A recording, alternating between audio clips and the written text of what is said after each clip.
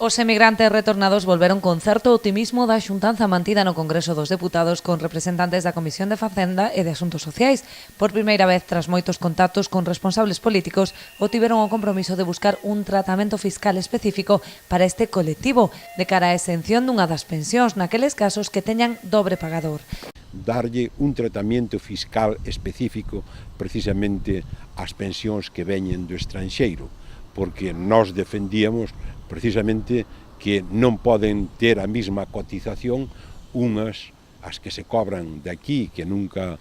se saliron do país e son a cargo do erario público de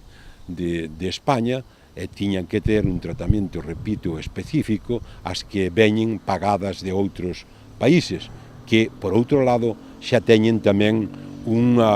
desconto, un gravamen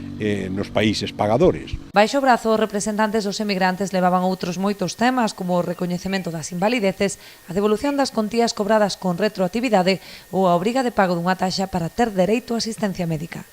O problema de que hai moitos retornados que teñen que pagar todos os meses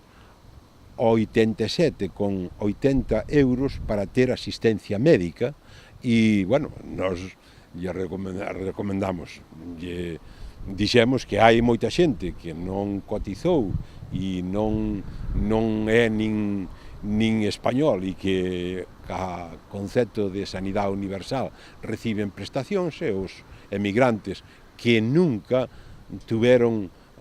ningunha cotización á Seguridade Social de España, pois teñen que pagala agora. Agardan agora que os compromisos se materialicen e por fin comecen a dar os seus froitos os máis de 5 anos de loita na rúa.